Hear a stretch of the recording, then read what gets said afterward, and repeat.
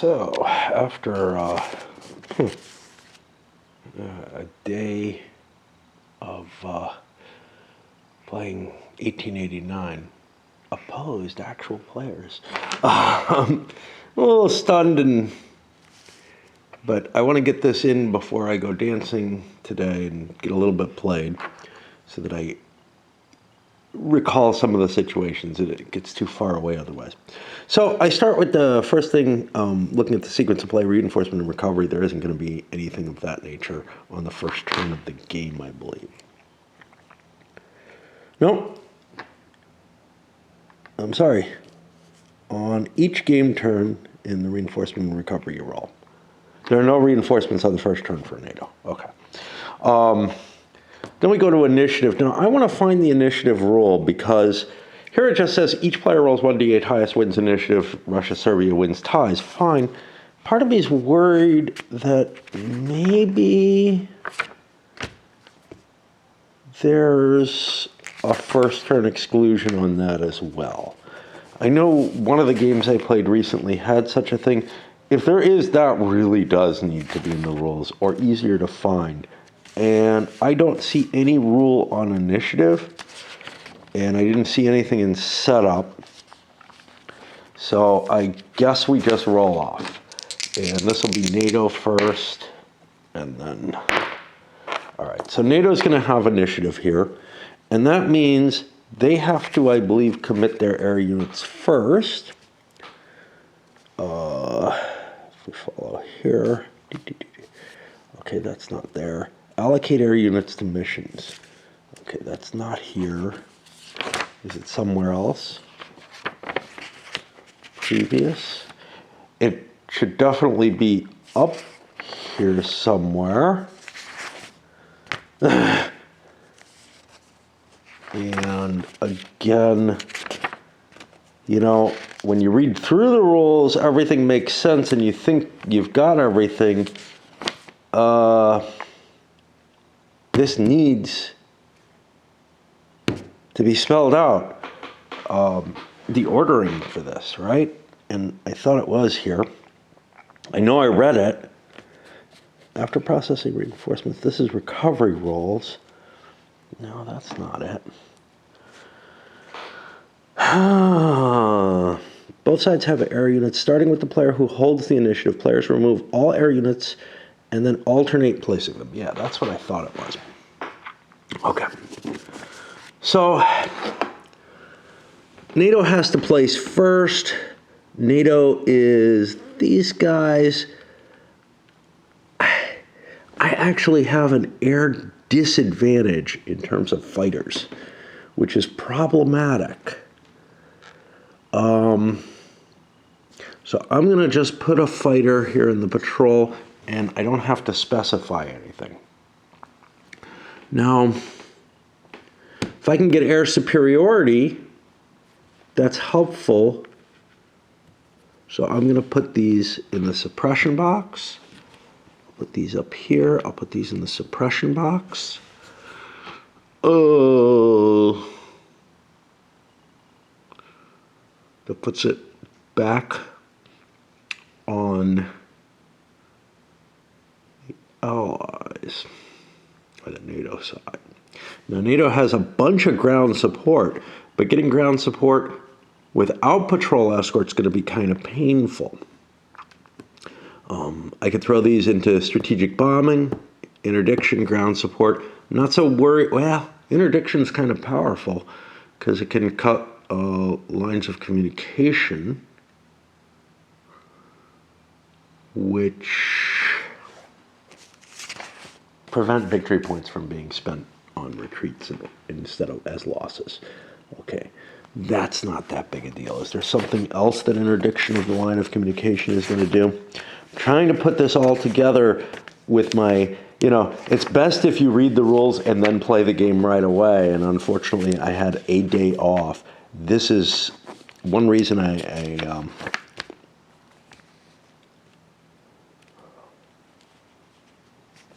that's not going to help.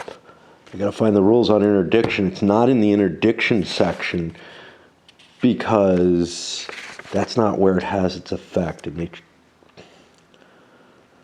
And there's probably not, if I'm used to the way these rules are written, there's probably not, yeah, there's no reference to go back to where you need to go. So you find interdiction, that doesn't help you find what the effect of interdiction is. Oh, it's right underneath. Okay, well that makes sense. So I'm not worried about strategic movement interdiction. I'm worried about this kind. I have to read through all of this, and I don't get anything here. Air units are used if either player commits Fs, then ATC. Otherwise, the Gs remain. It just looks like the opponent can't suffer LP loss. Yeah. So it's not actually interdicting any kind of, like, the line of communication isn't going to affect the capabilities of the units, which it, of course, does in most games, but it just gets rid of the ability to, I guess, push more points into play. I'll throw something into ground support for the hell of that. I think if they're doing anything offensive, oh, shit. Okay, this is going to be confusing to me, having multiple boxes, but I understand why it has to be done this way. Okay, so this is going to go into the patrol box to counteract that. Now, these can be set as escorts as well as patrol, so whatever. We'll put another ground support in there. We'll put another patrol in.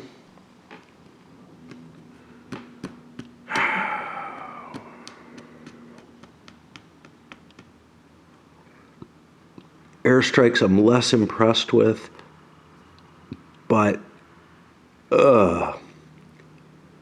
what's the other thing? Strategic bombing is actually trying to get victory points off the bombing.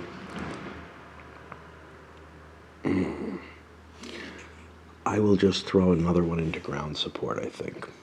And we'll throw yet another into patrol, or do we put it into the into the suppression? I'm going to throw this into the suppression, try to get a numerical advantage against the Allies. And all the remaining planes now are on the Russian side. I definitely put a couple into ground support.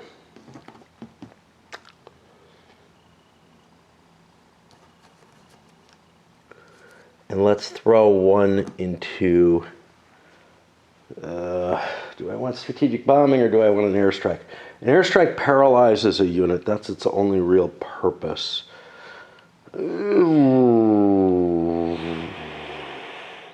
Strategic bombing gets me victory points, but I've got a fair amount of these here. Interdiction, I don't know, because I don't know how many attacks I'm going to make. Right? It feels like I've got the more potent position. Let's put one into interdiction there as well. All right. That's my air commitment. Let's do the strategic bombing, and then we'll pause for a bit. Strategic bombing phase. First, we've got suppression. I have, now these are done, hold on. The initiative does all their missions first, but they have no strategic bombing missions, so we don't have to worry. The only strategic bombing I have is an interdiction with these three planes. So we look for interdiction, not interdiction, suppression. We look for suppression. That's the first one. F units applied to suppression aim to suppress F units that are currently on patrol or escort. Each unit attempts an EC, and each succeeds. The enemy player must play an F unit in the patrol escort into the spent air unit box, where it remains for the turn. Okay. So my ECs are going to be 4, 4, and 3. The 2 4s, I get 1 success, and the 3 does not. So I've suppressed 1 unit into the spent air box. It doesn't get hurt or anything like that. These aren't quite caltrops that he was pointing out about how do you roll these with your feet. Okay, now we've done the suppression, and we have to check are on call status, which is again just an EC check. The 2 4s are failures. This kind of sucks. I've suppressed 1 NATO unit in exchange for 2 of mine so far. Make it all 3 of the Serbian aligned planes, and they still have a patrol up there.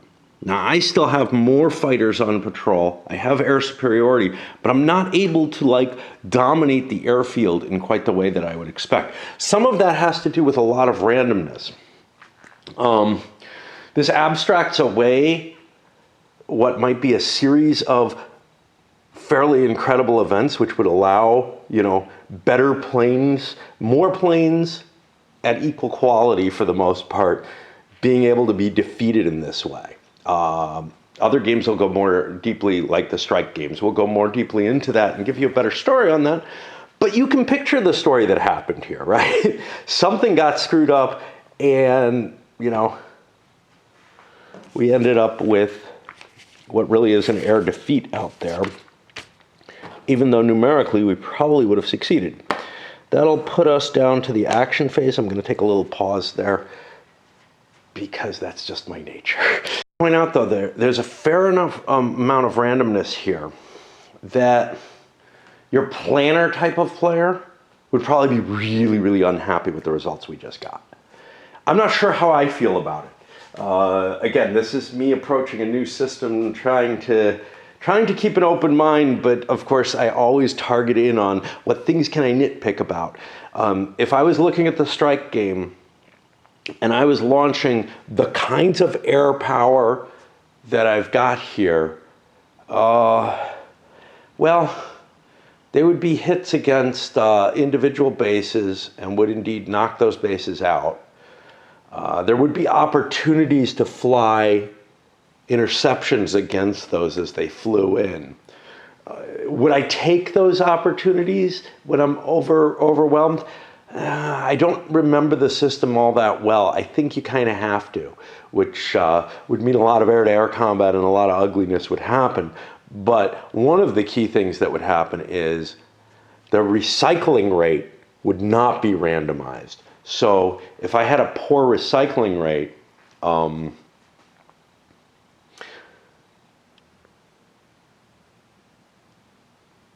then I would lose that battle no matter what, kind of. Even if my bases weren't knocked out, which is kind of what's being shown here is actually enough damage to the planes that they would be knocked out of combat and have to refit or something like that. Whereas this one, it might be the base was bombed and they needed to rebase, or they fought multiple rounds and were turned around that way.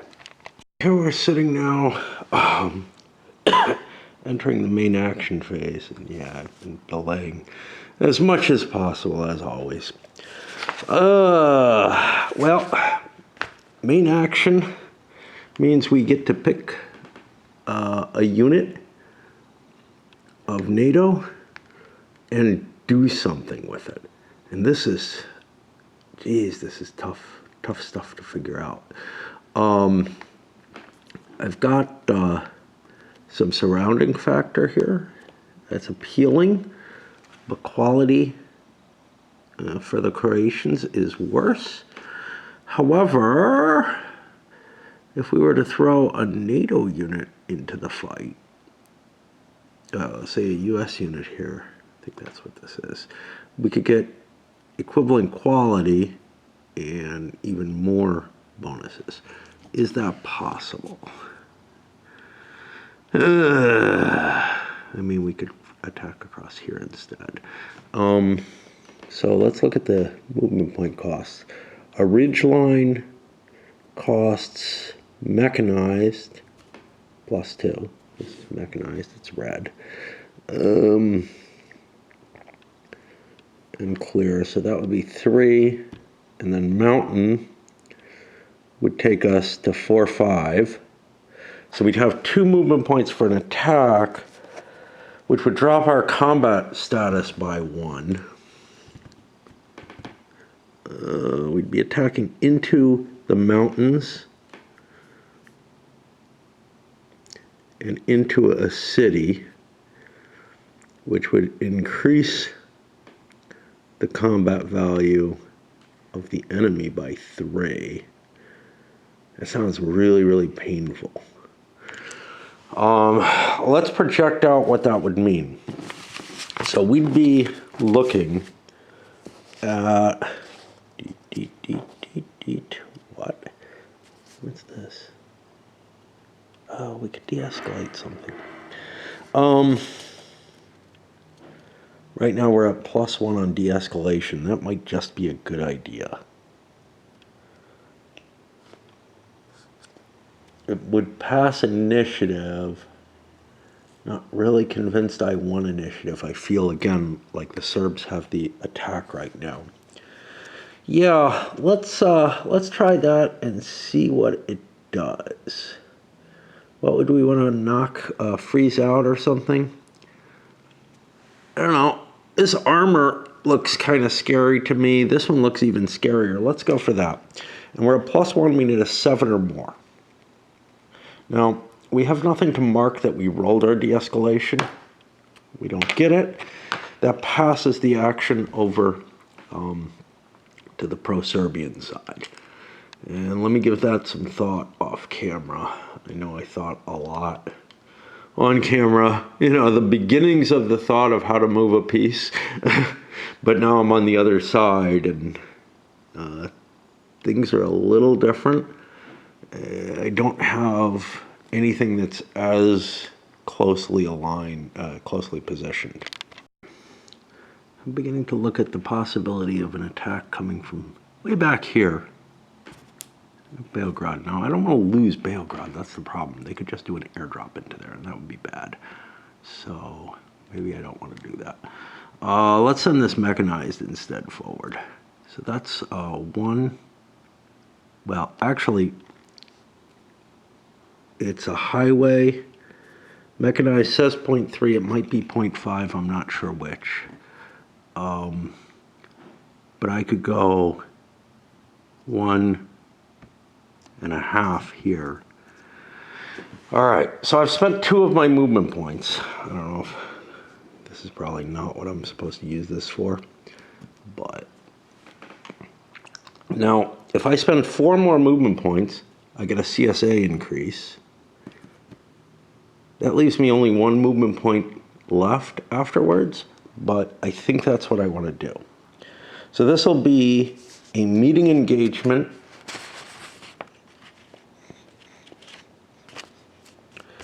And at this point, because we declared this, it's time for air missions to take place on it. And again, I don't have, you know, a lot of the other games, and I could just grab something, have a counter to indicate what's going on. But it's not like I don't have plenty of extra counters, and this is the one that's kicking around here. Okay, what would I want to do? Well, again, I'm not sure, you know, how much of my resources I want to spend on this. Air may never get spent, right? I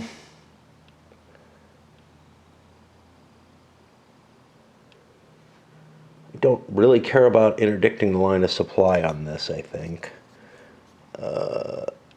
Do I want ground support?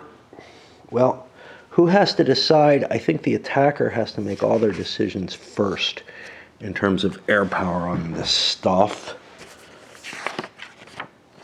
Finding that information is difficult. You'll get used to it once you've found it a couple of times, I guess. So this would be ground support. The phasing player decides first what air units, then the non-phasing player makes the same determination, and they can be...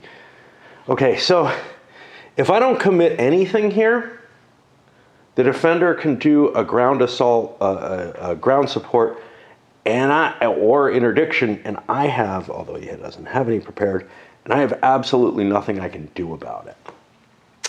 So feel like I kind of have to do it. If I'm going to send anything out, we got a patrol of 4. I will send, well, all I got is a patrol of 3. I will send these 2 planes out into this situation. Now, this is a ground support plane. I have to remember that. It's not an interdiction plane. Now, the question then becomes, does NATO see this as that important that they want to commit their only patrol to? And obviously, I can't commit my patrol without ground support. Well, no biggie there. So I'm going to let the fighters, I'm going to let the Serbs succeed here. So the plane gets in, and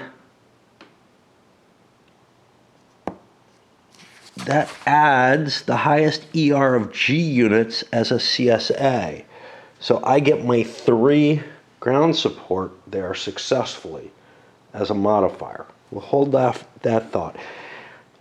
And this is, it's going to get easier, but it's going to be really, really clunky as I'm first trying to play out this system, because there aren't, you know, some of the designs and all have, you know, boxes for you to put the stuff that's working on the combat or whatever. Here I'm having to handle this outside, so it's kind of like the first time maybe I faced a Legrand Guerre, where I had to try to figure out what the mechanisms were, or Empires in Arms or whatever. And I may start to learn what I'm doing as I go. So for the combat itself, we got ground support.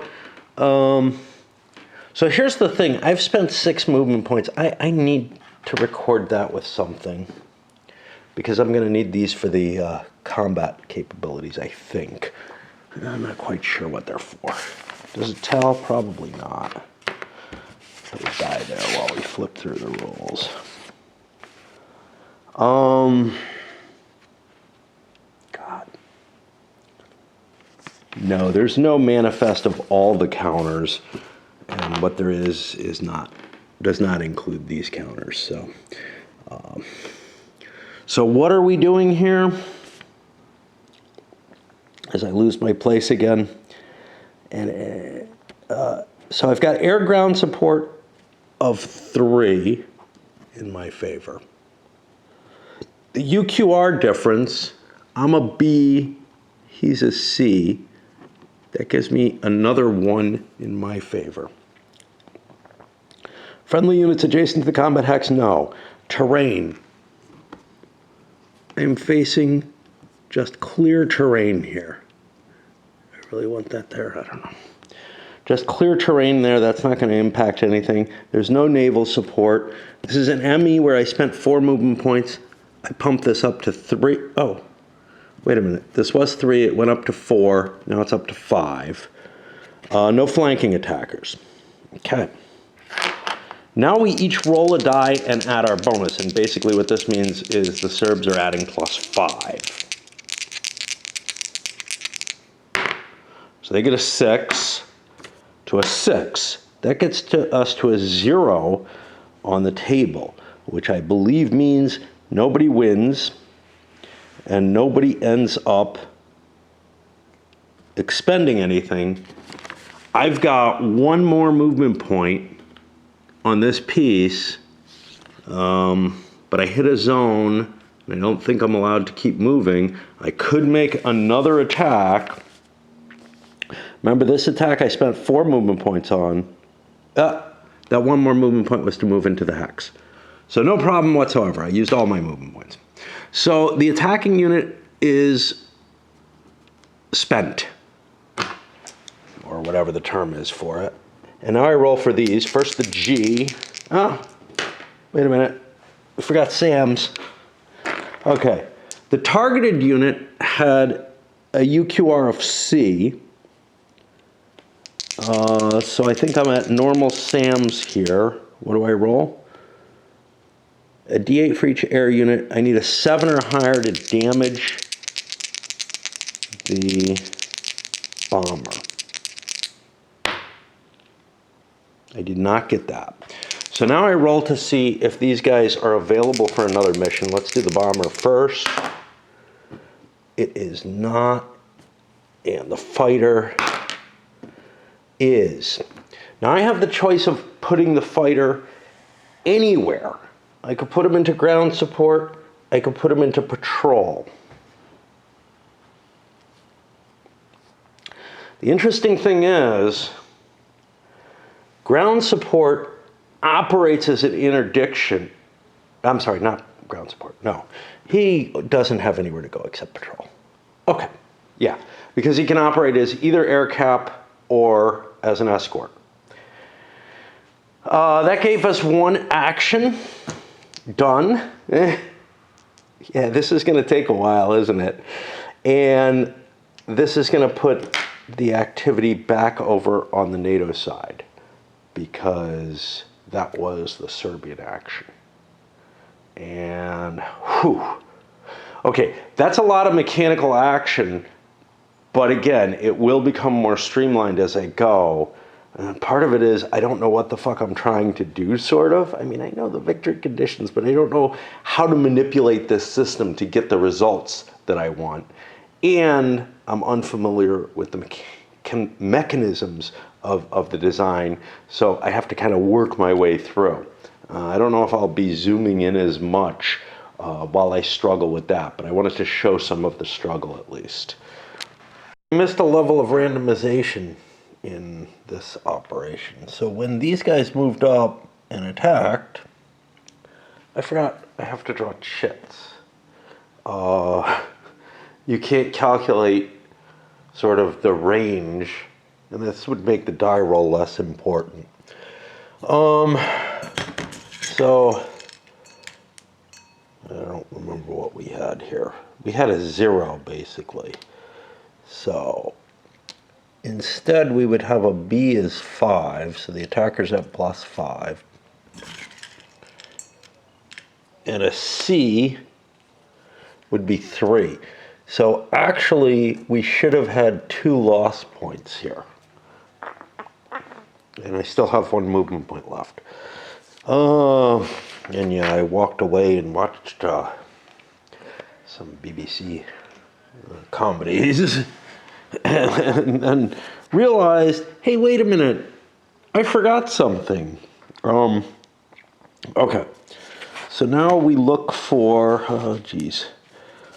what the possible impacts are. And I mean, even if there was a player aid sheet, I feel like so much is embedded in the rules, it would have to be a fairly dense one, probably more than is available. And that I'd have to be flipping through these rules constantly to find things. Okay, so what this means is that I've got 2 points against the defender. The defender would be able, I'm a C, so I can't retreat 2 hexes. I could flip to static for 1 point and retreat a hex for a second. That would give these guys an advance, and we had spent all our points. So that's where we're actually at. Now I'm considering what the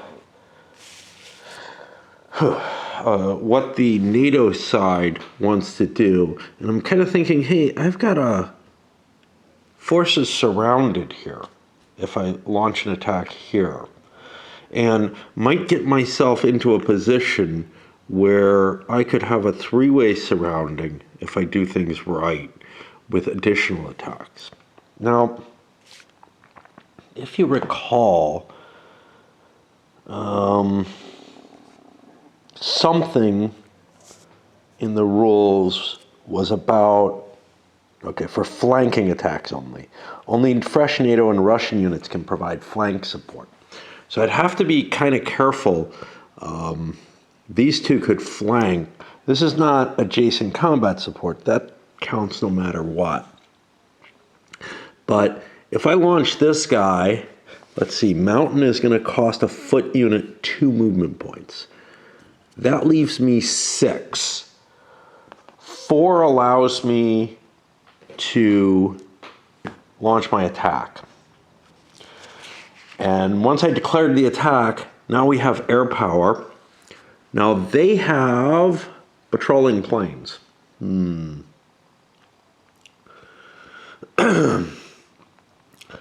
I would like to throw one of my heavy ground supports in, and I'll throw one of my air units in, one of my interceptors in.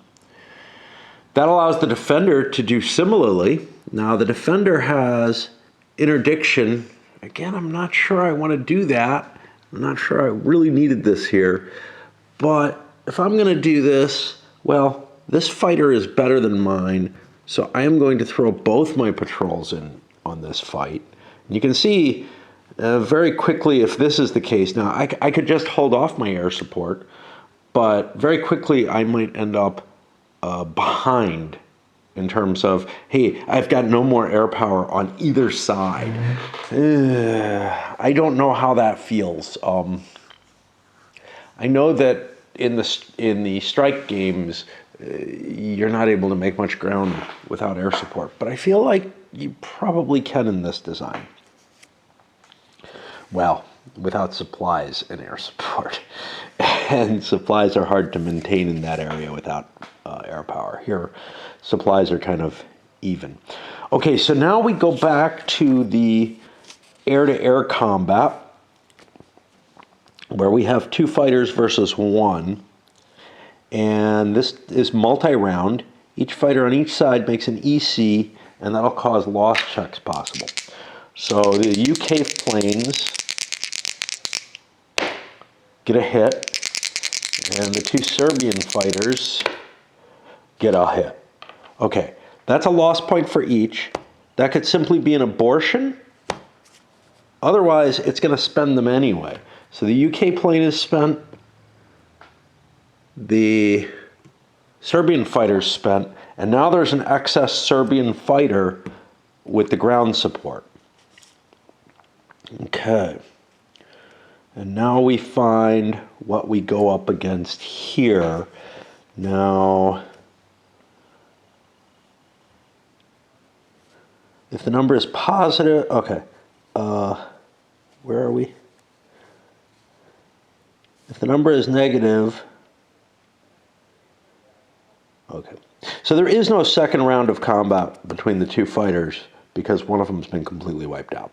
So the number of remaining escorts is positive, essentially. So this is going to be able to make an attack against the Gs. This is the same way, except the Gs take a +1 DRM. Now they're pretty potent, and any LPs inflicted by Gs are deducted from LPs from Fs. Okay, so we see if the G gets any firepower in. It does, and the F also succeeds. That means they're going to cancel out, and no absorption has to be done. Now, it says it's conducted in the same way, which I believe means there's 2 rounds between F and Gs, right? Yes. So we fight again. Again, +1 on that G. Okay, that fails this time. The fighter gets a hit. That means there's a loss point. That's going to abort the ground attack unit. And we've cleared the way for this ground attack unit. That's going to create a bonus of 4 for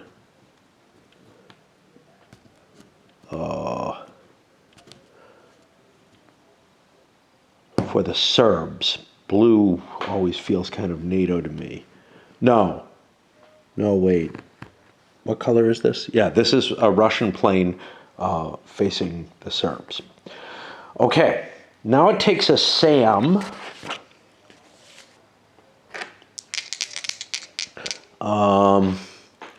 Where am I fighting? I'm fighting over here against a B. That's going to be a normal SAM DR with no DRMs against it. A hit is a 7 or higher. That is not a 7 or higher. So now these 2 planes check to see if they're spent. First the 4, then the 3. They're both spent. Now we go back to the ground combat we're looking at, where we try to find the rules for that. Okay, air to ground support, it's 3 to the ER. What's ER? No, it's +3, that +4. +4 ER, effectiveness rating of the plane. The UQR difference between these two forces, well, that's going to be one more in favor of CSA, and this chart goes the wrong way for me to think properly. Friendly units adjacent, that's +1 unit. +1, because I've got one across here. Terrain is mountains. Mountains is going to be +2 to the CSA. And I didn't take into account the loss ratio, but it's 1-to-1 in the clear. It's not going to be that here. Of course, it was at 0 when I first looked at it. So now where are we? Naval support. Did we miss flanking support? No, flanking's over here. Okay. Naval support, no. ME, I spent the maximum 4 movement points, so that's +1 CSA. So that's 1 to the CSA here. They both say CSA, so because it's not Confederate States of America. Flanking units, I have 1 flanking unit, so that's +2 to these. I draw the quality of the 2 units. Let's take a look at the Croatians first. And they're a C, so they're a 3.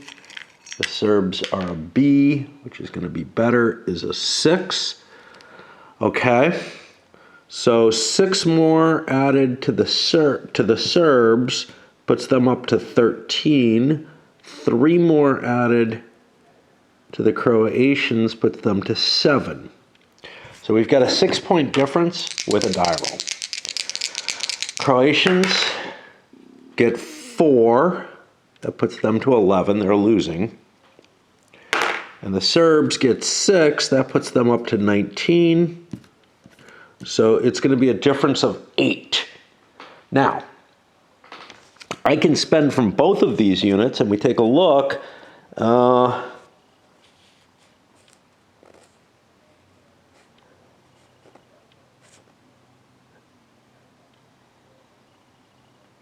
I mean, the attacker could retreat all units 1 hex for 1, including the supporting units. And the adjacent supporting unit, that would be 2. It's not worth it. So what we're going to do is we're going to kill this unit in the sense that it gets routed. And green is, I think, this side, actually. Because more of the NATO units are green, even though this is red and none of the Serbian allied units are red. But they're on the right sides that way. This is not impacted, and it keeps its strength point marker. Okay, it did not attack. We're going to go back over to the Serb side of the engagement. And I'm probably not going to play out the entire first turn on this video because, as you can see, at least with the level of detail I'm going in, it's slow moving. Setting up an attack on this unit. Serbian mechanized unit will be my pick, I guess. I don't want to give up any important towns. So that, moving in the clear, of course, is 1. Moving across a ridge is 2, 3, 4 at a river. 5, 6. And 7 to here. That's going to fatigue this unit, but it opens up an opportunity for me to attack from this side with surrounding capabilities. That puts it back on NATO. Right now, in terms of air power, we've used up almost everything. I've got an interdiction air power here that I could use again. And NATO has a couple of air units that I can throw in for ground support. But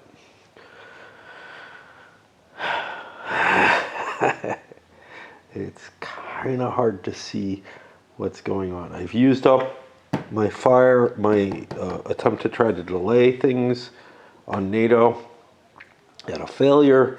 The Serbs still have a chance to do that.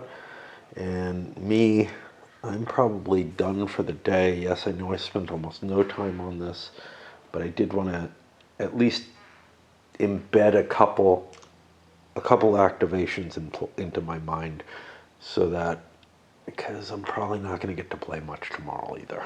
As a note, for those of you who are saying, wow, this seems like a cumbersome system, it is, but it's much less so than the strike system. Let's just put it that way.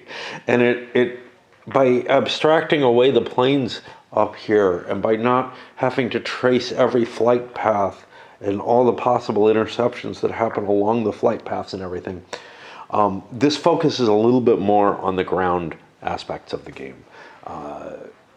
There's plenty of ground units, at least in Gulf Strike, especially Iraq and Iran. But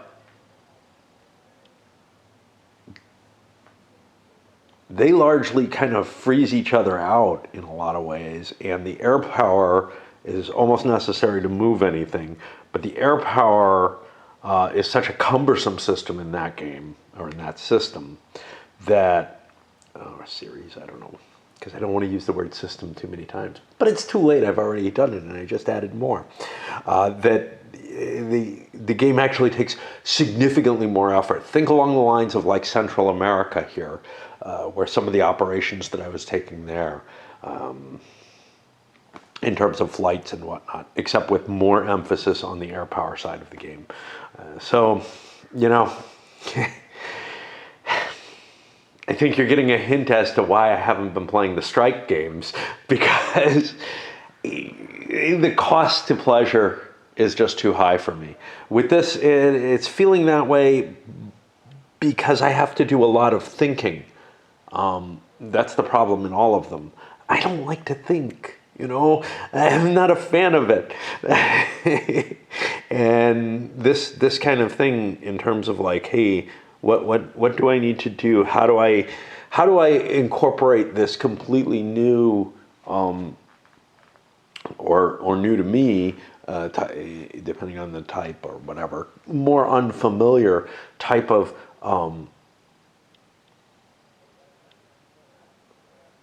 expressing how an operation is conducted? How do I use that to express my own strategy and what I'm trying to do? And I get so tied up in the mechanisms of getting it to work that I'm not really playing that much in terms of, hey, what am I trying to actually do with these attacks and whatever. Right now I'm just trying to gain local advantage, but I feel like with what I'm doing with the Serbs is, if I can get this section off the map, or push it back a little bit, I can kind of flank over here. With the NATO, I don't know. That's a harder call. This looked vulnerable. It wasn't. So I've taken a couple more actions. Slid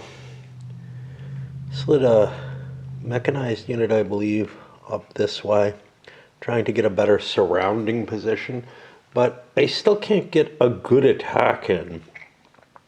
So this foot unit could move 1, 2, 3, 4, 5. That leaves him 1 movement point for an attack, which is at significant minuses.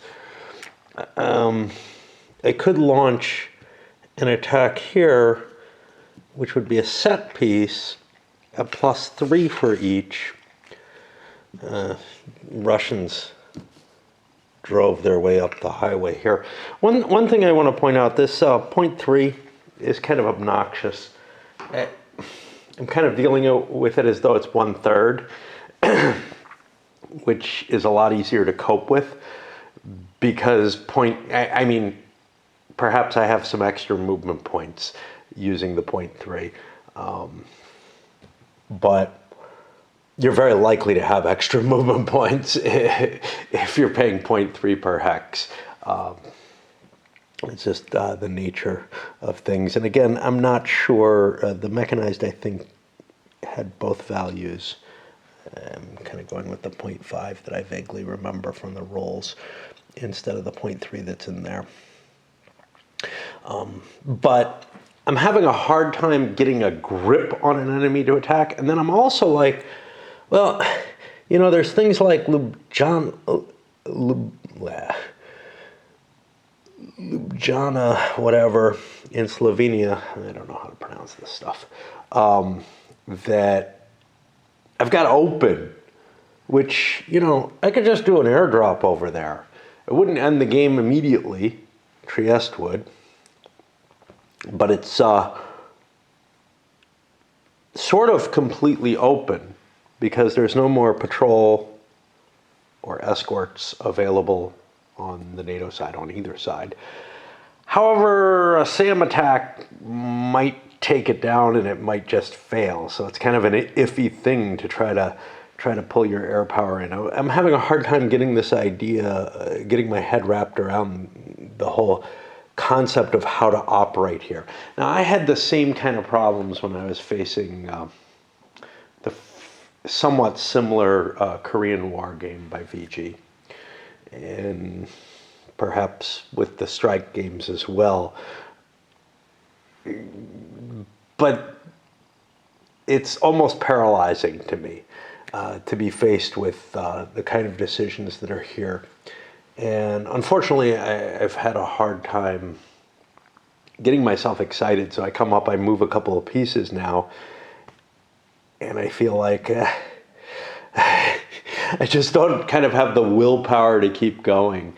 I don't know if I feel like my mood for operational stuff is really, really low right now. It's always more suppressed in other games, but I just feel like I'm not giving this the fair shake that it should be getting.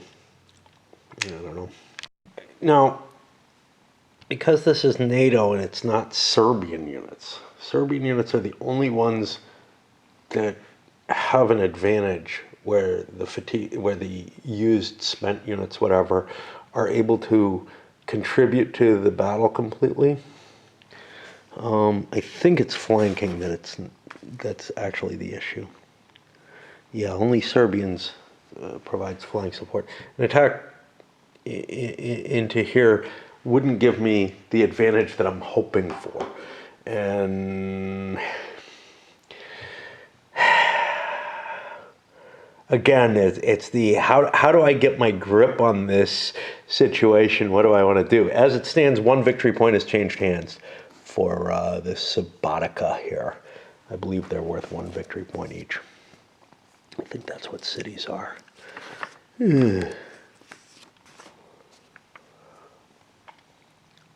Yeah, cities are worth one, capitals are worth two.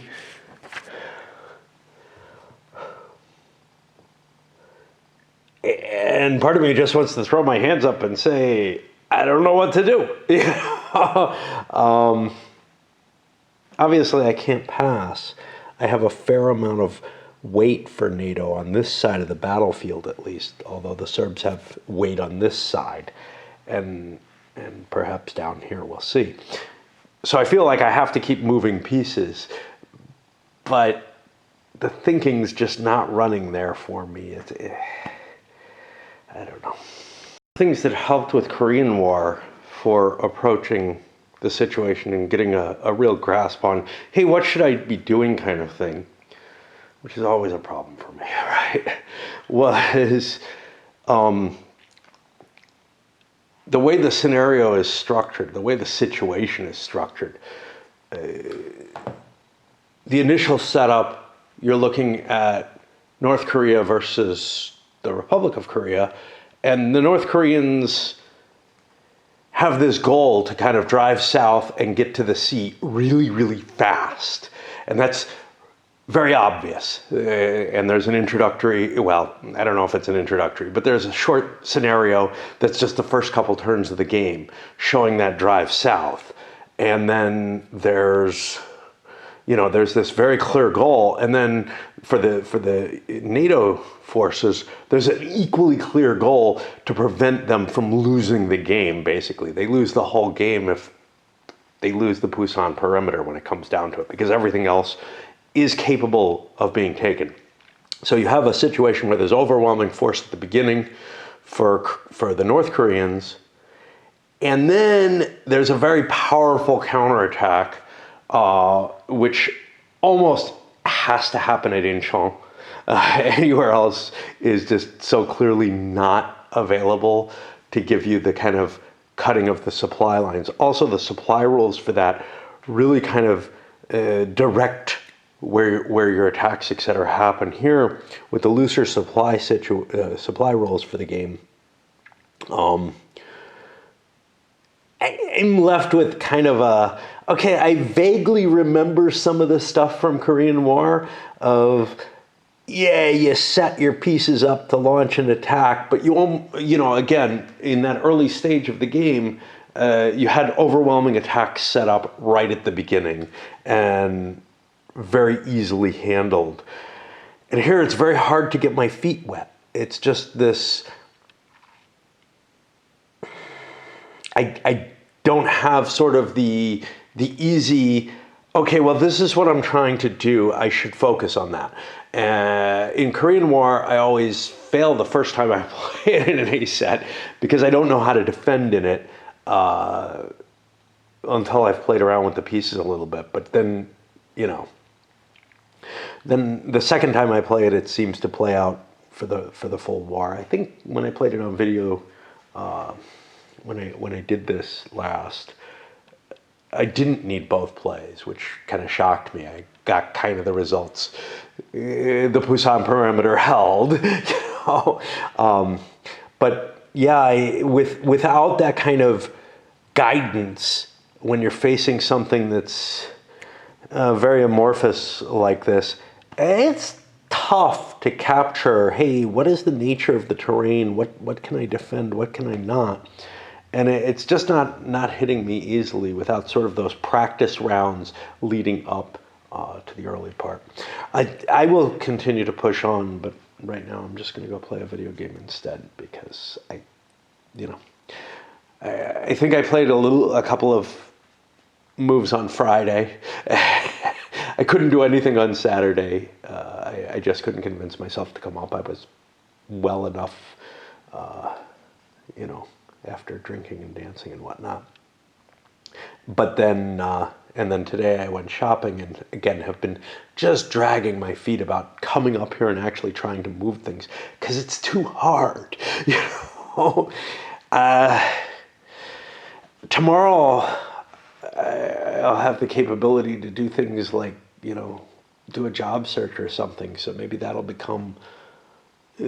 will become my avoidance mechanism for those things, as opposed to now where this is like the best thing I can do, perhaps. Therefore, I'm avoiding it. It's a holiday, and I got up real early.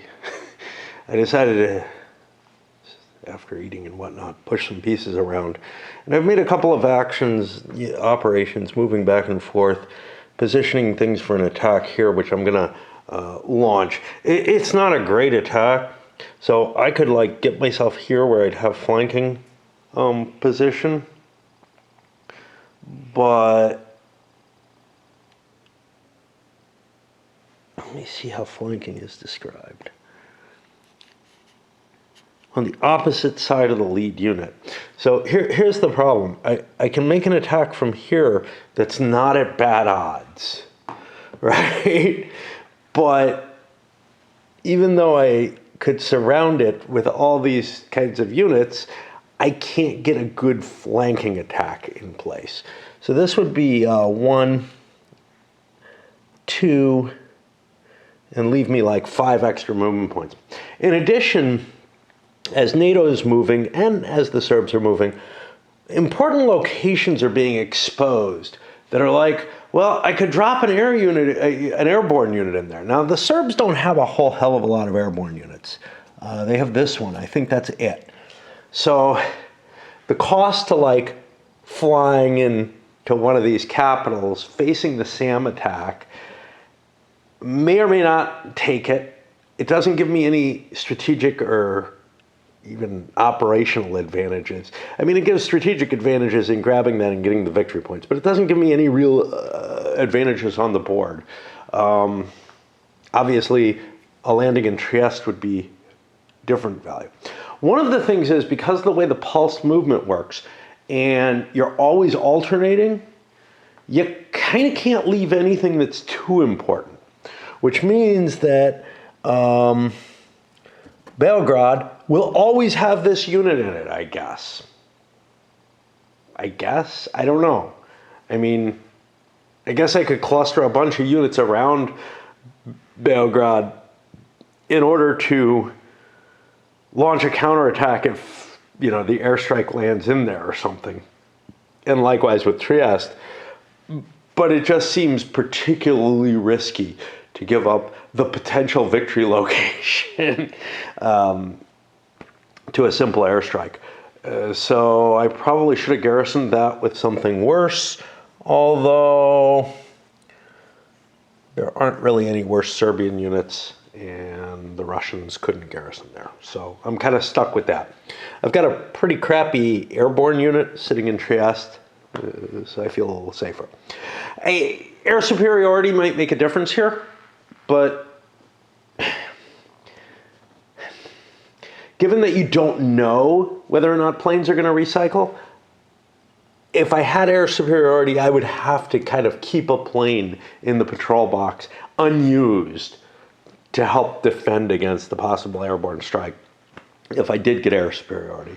I'm just kind of highlighting some of the difficulties in making decisions and getting anything done that are coming up now that I'm actually trying to move pieces and do shit.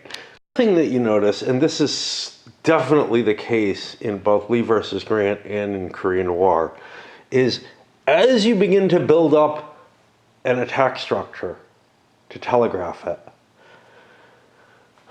you get to the point where I gotta fall out of there. There's no defensive support in this game.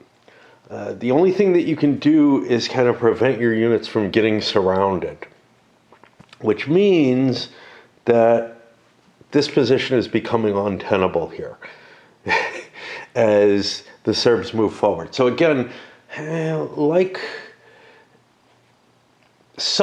many operational games, it becomes more about the maneuvering and positioning and setting up an attack and forcing the enemy to withdraw without actually necessarily, you know, coming to calculate the battle out and roll a die, which is a good thing, because all the steps involved in the combat you could see were fairly complex, right?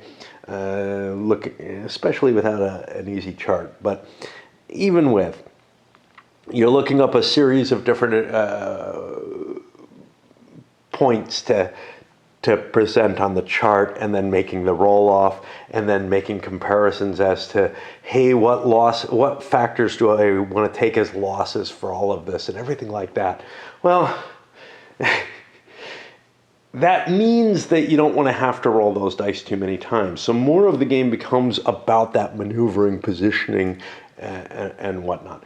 And that's sort of the charm of both the games that I mentioned, and also, I guess, of the great campaigns of the American Civil War, although I felt like things got bogged down there in the one that I played more than I'd like it to.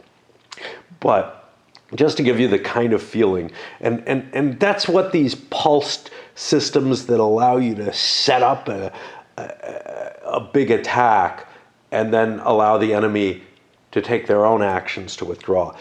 Some ways I kind of favor the allowing you to take multiple actions, and I honestly think that the Korean War does, and Lee versus Grant does. It's not a unit per unit movement in either of those. In Korean War, you have, I believe, a number of pulses, a number of units that you can activate it once. So you can actually launch the attack. In Lee versus Grant, you have a command, I think, that you're able to activate it once. You activate by the leader. They have 3 or 4 units. So you can set up and conduct the attack. Here, it's per unit, which means that every time you do something, unless you do a meeting engagement, and take a risk, or just happen to be in a position where there's a weak unit that you can go beat up on easily and try to knock out of the way, just straight through combat, you're going to kind of always have that reactive movement to what you do. And I don't know how I feel about that. I don't know. These other games that I've looked at with the pulsing system allow you to present a threat without pushing it right to the border and making it fucking obvious. This is almost like playing Go, where every piece has to be reacted to with another piece played in a specific sort of way.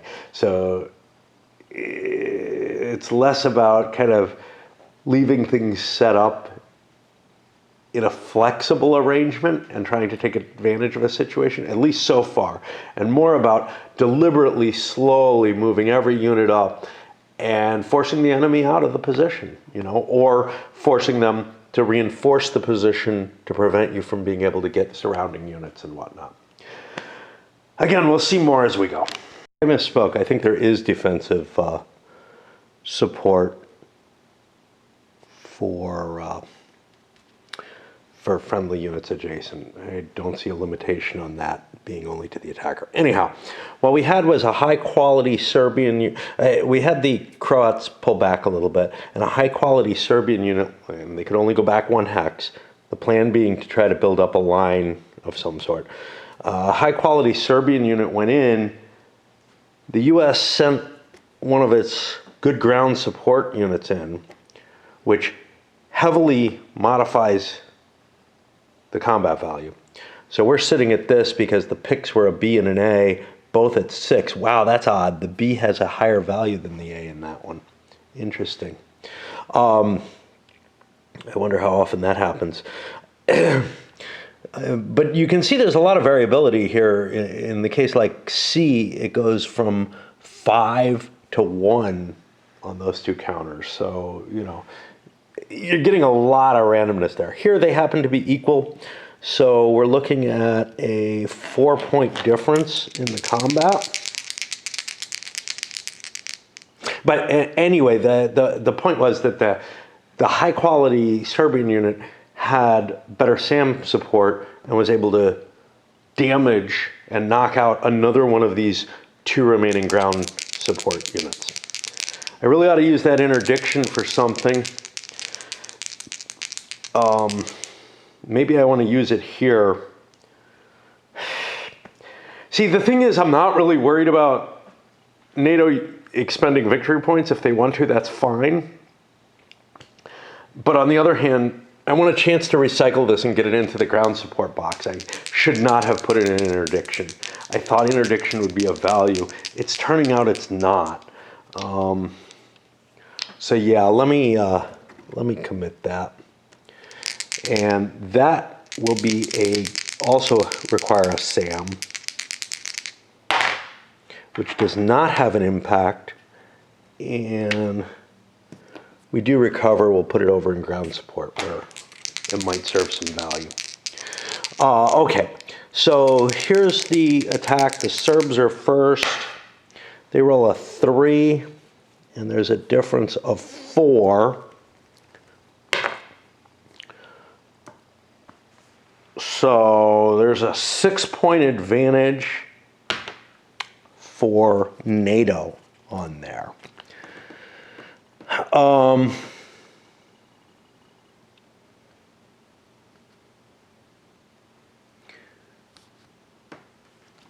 Now, the attacker could retreat 2 hexes for 2 of those 6, could expend victory points,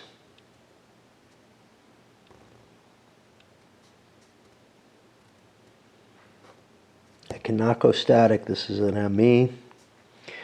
I think the only reasonable result that I have is into the routed box, unfortunately.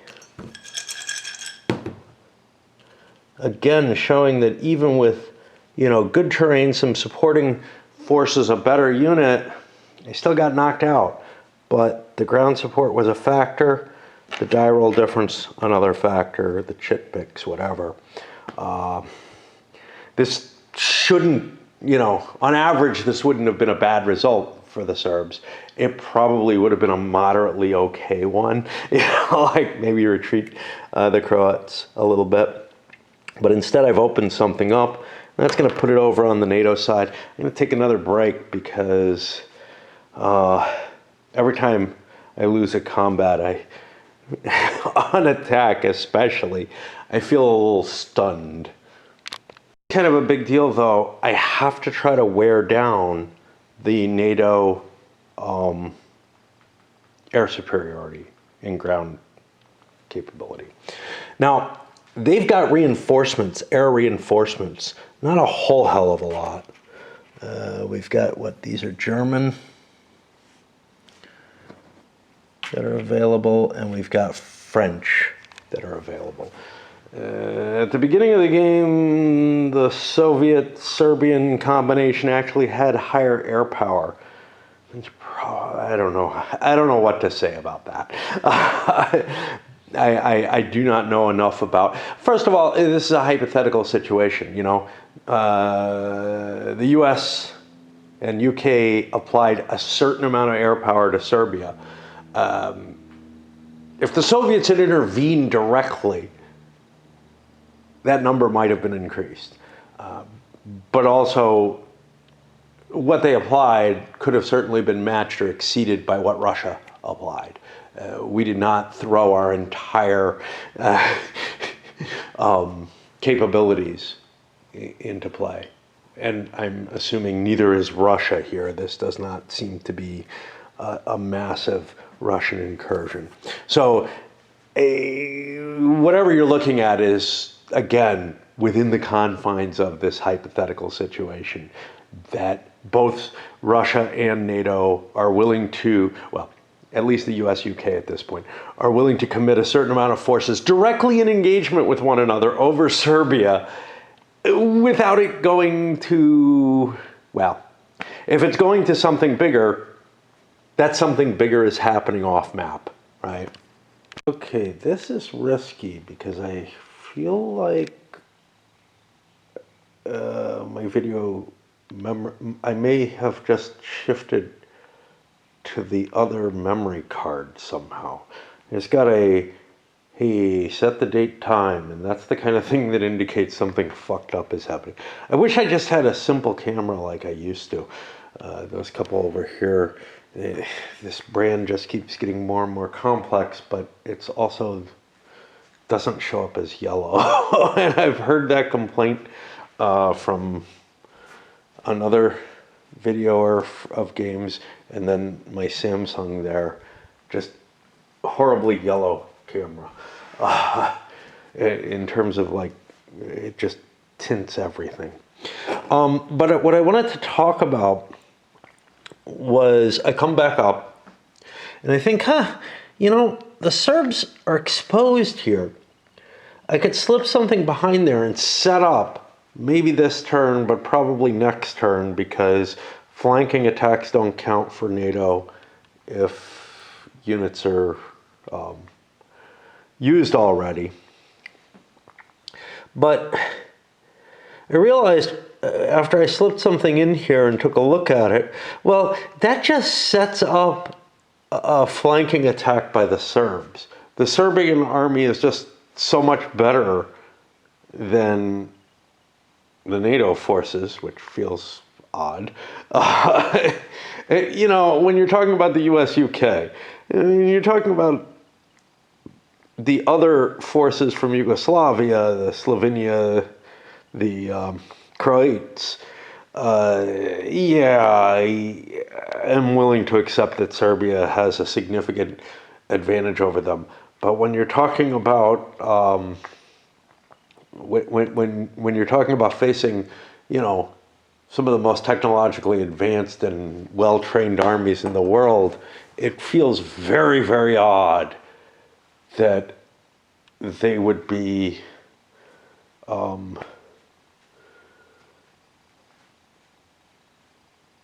outclassed by the Serbs. The Brits have lower morale or quality values, whatever you want to call that. They call it quality.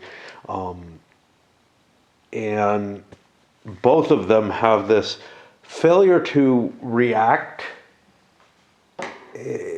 as well because they don't get the flanking bonus. So what you're getting is a tighter command circle for the Serbs, which feels really unlikely to me.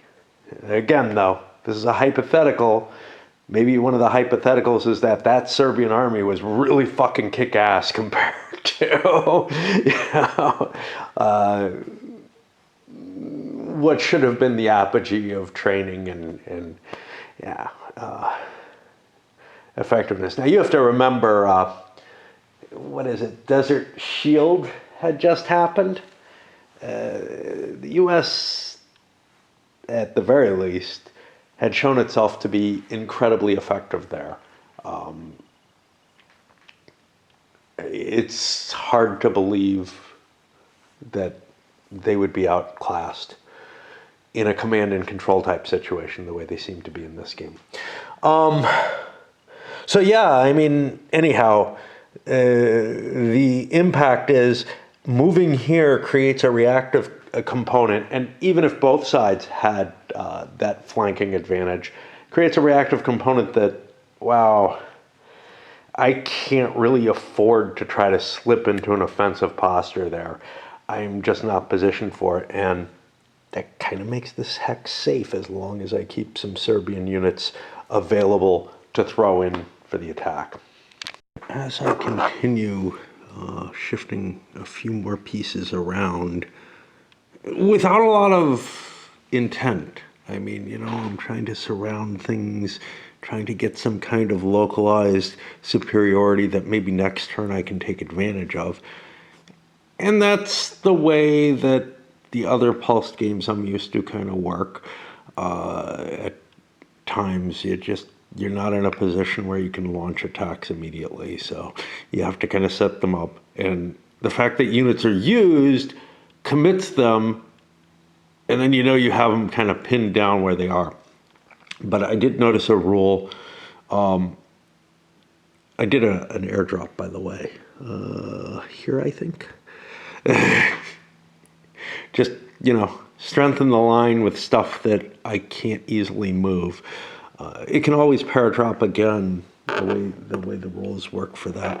In fact, I think I can pick them up safely, even out of a zone of control. I didn't look that up, but my worry about this one air unit. Oh no, there's a Soviet air unit too. Yeah, so the Serbs can't take Trieste, but the Russian paradrop unit could go into Italy. Italy and Slovenia are off limits for Serbian airdrops for whatever reason.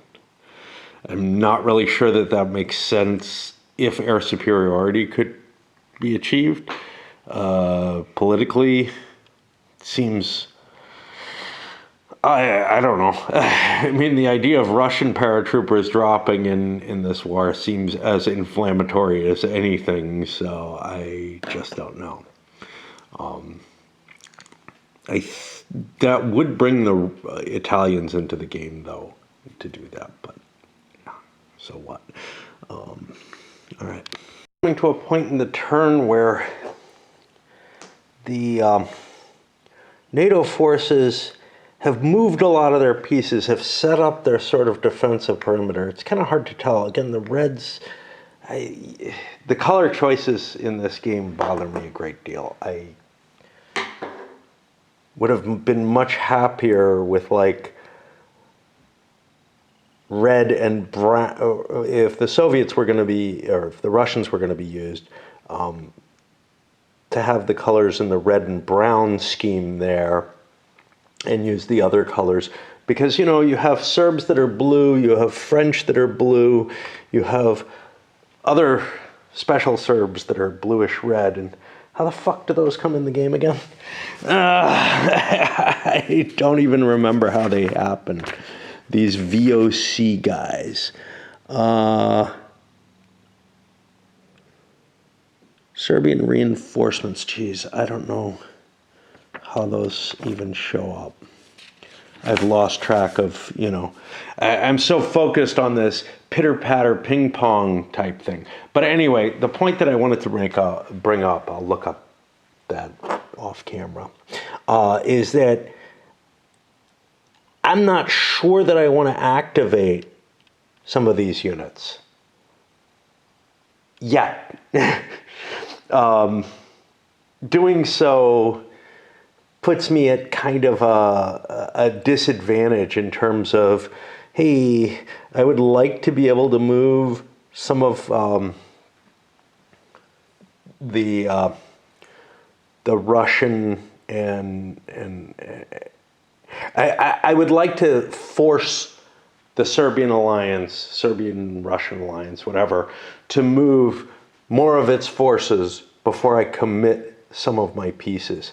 This one I can probably get away with and just shove up there.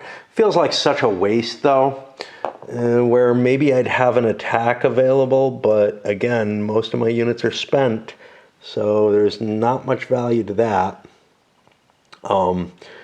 This guy, I probably want him up here, but again, why not force the enemy to move some pieces?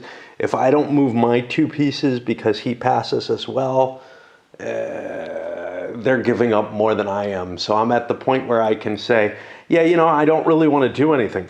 But I could have said that much earlier. And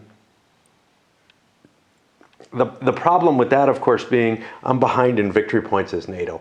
I have to do things to try to swing that balance. So, you know, it might have quite been possible for the Serbo-Russians to say, screw it, man, fine. We just won't do anything on turn 1. Of course, reinforcements are coming in, and that's why it's key to learn when those 3 VO units come in. Down towards the end of the turn, I've actually moved almost everything that I would want to move. Well, I've moved everything I want to move for the NATO side. But that desire may change, right? I feel like there's another desired attack, though, still left, which is I could actually drop paratroopers here, the city there, and try to do a flanking attack up here, right? And then try to break through and cut into Croatia that way. In order to understand that, though, I have to look up. Oh, I looked up when the 3 VOs come in. Every game turn, you roll a die during the reinforcement phase. If you roll less than the game turn number, they come in. Now, surprisingly, these are really good forces, as good as any of the other Serbian forces. Again, if you're calling off some kind of reserve or whatever, why is that as good as the ground forces that are on the board? Wow. That, again, feels weird. Unlike, say, the French or whatever coming in, where you're like, well, yeah, they're trained and they've been being used. I hope the Germans kind of suck. The Germans only support with air. Okay. Yeah. And the Italians aren't great. Good. I just couldn't imagine German ground forces being particularly well prepared for this at this point after the fall. So let me check Sam. Any air mobile landing on an enemy city? Okay, so I can get the air mobile in there perfectly safely. It could be intercepted, but there's no patrols left.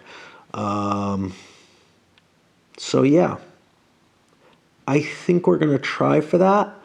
Again, there's so much uncertainty in a combat. Now here, rivers don't have any effect. I don't think that's correct. I seem to remember they had an effect. I really need to mark up this terrain effects chart if stuff is correct that way. Crossing a river costs. Defending behind a river gives +2 CSA in combat. That needs to be written here somewhere. Oh, there it is. +1 for river. Uh-oh. Oh, this is weird. Combat across a ridge gives +1 CSA. It's marked as +2 here. Combat across a river is supposed to be +2. It's marked as +1. Again, they're mixed up. I would guess the river is a bigger impediment than the ridge lines, because a mountain, well, a mountain's +2. I don't know. I really don't know. Is a mountain +2 here? Yeah.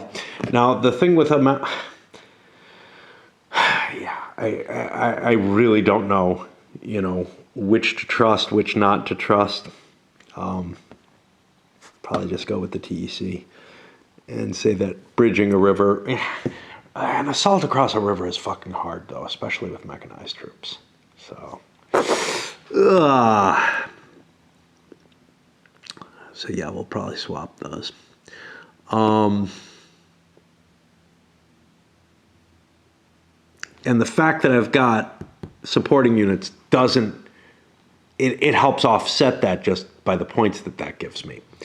But I would have a couple adjacent units. I'd have flanking attack. It would be a prepared assault.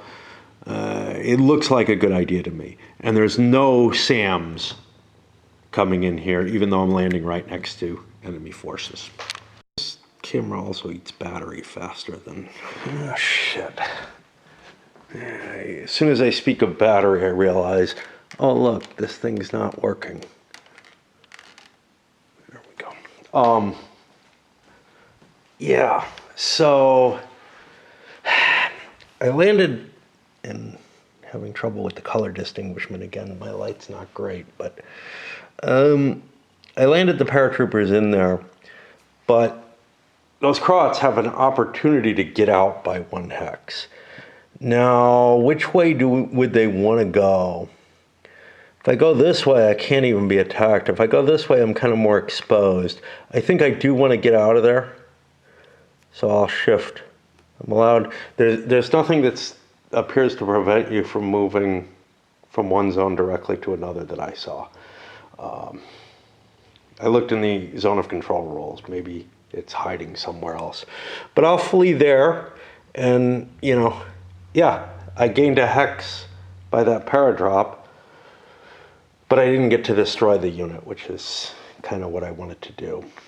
But my figuring is units are pretty damn important. Getting them in here gives them a chance of just disappearing, of surrendering completely. Trying again, in this case, to try to cut off this fairly large set of NATO forces that's over here pressed against Hungary. Launched an attack up here, mobile attack. The odds came up with a slight advantage for NATO. However, the counter picks were a 6 to a 1, so a 5-point difference there, which went in favor of the Serbs, and now we roll. So Serbs +5 is 12. 12 to 5 means I have done 7 points of damage, and I'll keep that there for the 7 against this unit. It's not going to be able to absorb that in any other way reasonably than this. So another one of these goes.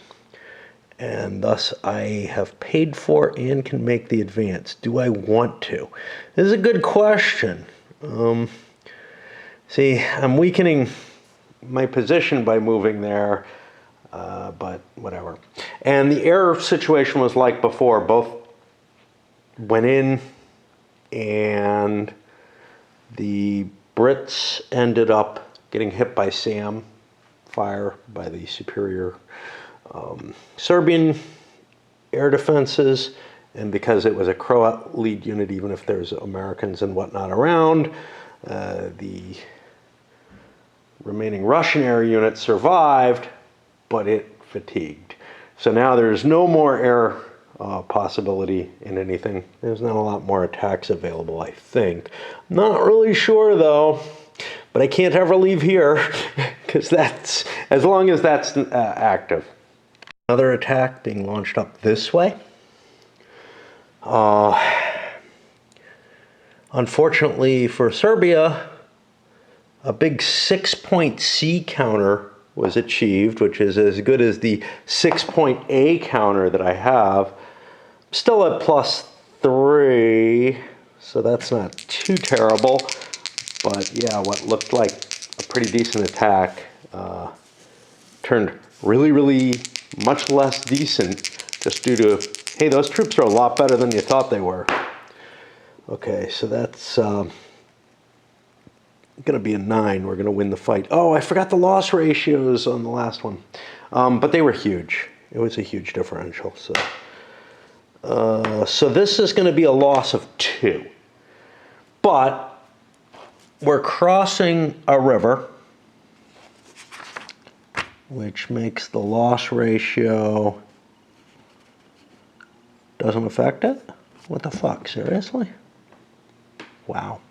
Okay. Yeah, so it's 2 hits on that thing.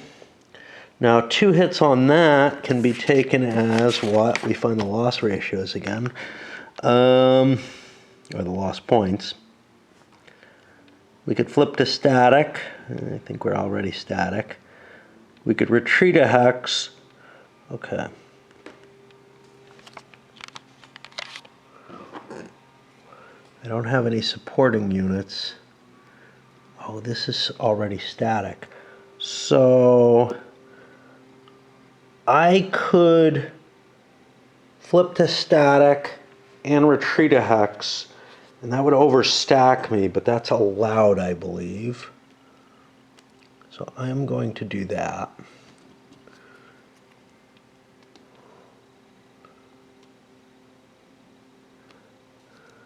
And push this in, and this used up all its movement points to make that attack.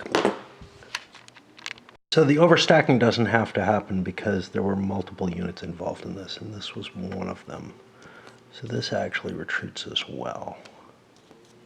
This is important because otherwise, first of all, it's not clear whether or not you can overstack. I guess also all units that are adjacent are considered supporting. You have no option in that. So that forces that back, which is fine. Because otherwise there would be a real advantage to me trying to plow another unit into here with the intention of, hey, it's already an overstacked hex. Attacking this hex, and therefore just, I think the unit just surrenders, but maybe it routes. But that puts me in a less appealing position because this unit's already known to be strong. This unit's weaker, but I don't have anything that can get to it easily. I could beat up on the US down here. They're in the mountains, though. That's a 2-point edge. And I'd be B versus B, so it's kind of a crapshoot. And I'd have 1 supporting, 2 supporting, and they'd have 2 supporting. Because spent units still support, they just don't flank. So I don't know if I have much else I want to do except position a couple more Serbian units into better places and maybe drop this paratrooper somewhere. He's not going to be able to do much. You can cut a line of communication for whatever that's worth. In the ass, and I'm catching myself doing this, is I look at terrain for the loss ratios, or I look at, and now I'm looking at this, which is the, hey, what type of attack is it? It's hard to remember that an ME attack automatically starts with a 2-to-1 loss ratio. I think I fucked something up here. I don't know. But I'm launching another attack here. Here's the modifiers after we pull the strength chits. And I'm at a fucking loss ratio. This is just not set up to operate well. It needs a fairly detailed and really well designed player aid. And maybe there's too much complexity to put in a player aid, actually. I'm not sure. But I'm trying to look this up here. The mountain. Okay, first of all, this may be wrong. It says loss ratio is 1-to-1/+1. Okay, 1-to-1 is the defender loss ratio of what the defender inflicts, which is always 1-to-1 and doesn't even need to be stated. The +1, I guess, is +1 to whatever the loss ratios would be. In this case, it's a prepared attack, so that brings me to 2-to-1. I haven't rolled yet, I think. I don't know. But the Serbs are at +4, so they go up to 7. That's an 8. So I've inflicted a loss on these guys. I guess they flip and keep their strength point. I was hoping to bash this aside. I still could. A C of 2 isn't that good, but now I'd be crossing the river to attack, but another prepared assault I probably want to keep doing. Calculations bring this with the strength point difference. This unit was already exposed, so that the Serbs have a slight advantage at +2 on the overall. So I think I want to do it, but my loss ratio sucks here. Depending on how you want to calculate it and what rolls you want to look at and say. So the mountain's going to raise the loss ratio up to 2-to-1. The river has no impact on it. Okay. Strangely enough. So we're going to hope to budge this, because this is kind of an unpleasant structure here where I'm exposed, and I want to make that crossing. That's only a 5 to a 3, so I've caused 2 losses. He was not fatigued, so he'll just take a fatigue as his value there, because that is an important location. This was a prepared assault, so we're stuck there. Now we only have a couple of units left. I'm not seeing an attack, but I keep finding new ones. This one's fatigued.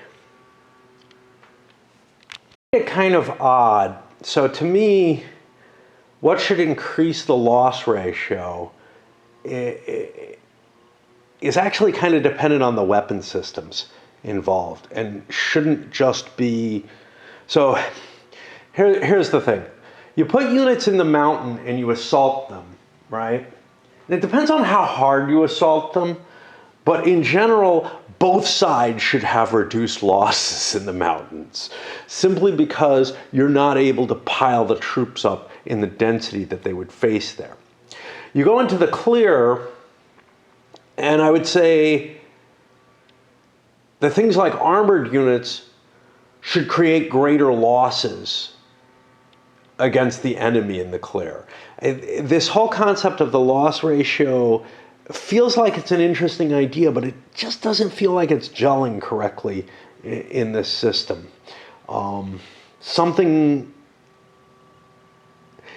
you know, it doesn't feel significantly like it's adding to. So basically you have this defensive advantage in terms of, am I going to win the battle or not? And then there's the, how bad is the effect of winning the battle? Now, clearly, mobile forces with armor support, etc., are going to get good impact attacking in a victory in clear terrain. In a victory in mountainous terrain, it's a lot more iffy. And what exactly it's expressing there, you know, are you forcing the attacker to make an all-out attack? Is that why the defender still has the same loss ratios that they have in the clear terrain. And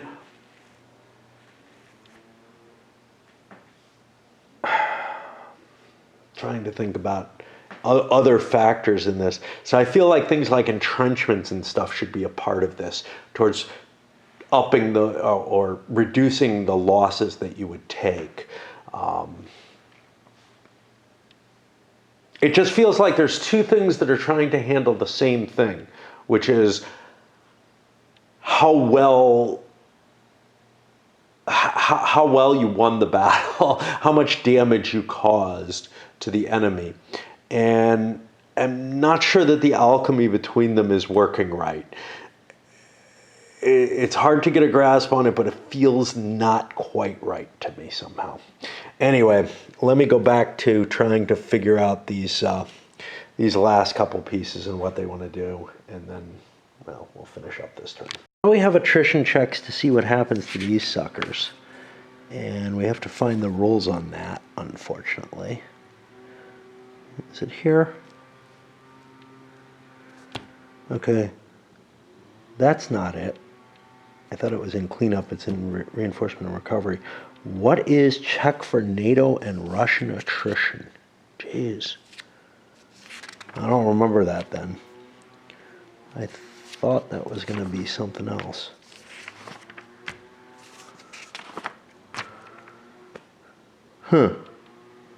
Cleanup phase. Russian, oh God.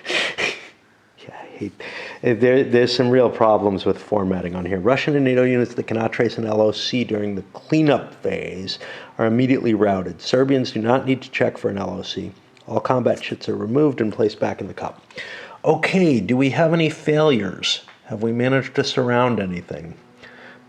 Pretty much completely. With zone of control works as well, but you can trace out. Okay, so we remove the chits. We'll do that in a moment. And what else do we do? That's it. Advance the game turn marker. So we're pretty much done. I just have to clean up the chits, shake the cup some more, and then we'll load this up. I don't know yet. There's a fairly high mechanical expense to unflipping all these counters. I seem to remember that the way Korea handled this was expended an additional set of markers that were used to indicate that. That's a little bit cheaper to clean up between phases.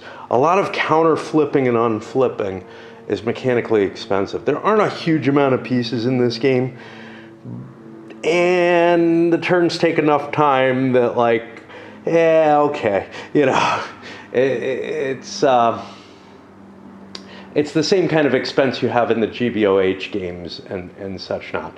And obviously there's a cost, you know, to the counter mix, that putting out a small game like this with a very small counter set, it's cheaper if you don't need to show something on the backside. Another thing, the temporary strength counters. I never know how I feel about this. There was something I kind of liked about the original Victory in the West, which just used, hey, pull your strength counters and they stay for the game. They show you how well those troops are capable of fighting, how prepared they are for the campaign. Whereas here, we have turns, let's see, about a week long each, which is more in line with, maybe even longer, than the Sicily and Salerno games that from that series had chosen to say, well, units varied enough, you know, within the campaign that we wanted to shake it up a little bit more. I feel like it's a little too damn random. I like the idea of untried units and finding their quality. I'm not sure how much I feel about, all right, you know, how much randomness does the system introduce? It introduces a random pull for each unit, which could result in wide variance, along with most of the modifiers you can pre-calculate, but there might be ones that you can't in terms of like air power and whatnot. And then a mixture of 8-sided dice, which again can create a span difference of 7. So this game has highly, highly random results. You make attacks, you don't have any certitude of how effective you're going to be.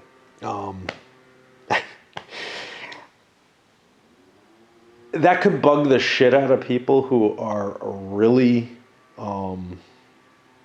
heavily into planning. I'm usually pretty good with that kind of randomness, but I know some people are like, well, I want to be able to plan my things well. I find it kind of useful almost as an excuse as to, well, I thought that attack was going to work. And it makes me a lot happier to see fairly variable systems. So it doesn't bug me on that level. What does bug me, though, is kind of the, I feel like some of the magic of the chit draw system is that it's an unknown quantity and then it becomes a known quantity. For that campaign, it will be a good unit. As opposed to what really could just be bigger dice. You know, instead of using 8-sided dice, let's use 20-sided dice, you know, for the combats or whatever. And that kind of variance would be similar. I don't know about 20s, but maybe 12s or whatever. That kind of variance would be similar to combining these two variances. It feels to me like you've just added more randomness through a different mechanism rather than expressing the kind of thing that this extra countermix makes it worthwhile to have designed. You know, that extra countermix, the magic of that was you don't know at first, but then you know. You know, you can get just as much randomness without the mechanical pain in the ass of the chits by just putting dice. Now, what's the difference? Well, for the course of a turn, you know what the strength is. Yeah, I don't know if that makes a hell of a lot of sense to me. Anyway, that's the first turn. Let me try to figure out if I can get this video put together correctly, because I really fear that it's found itself into two places on my camera.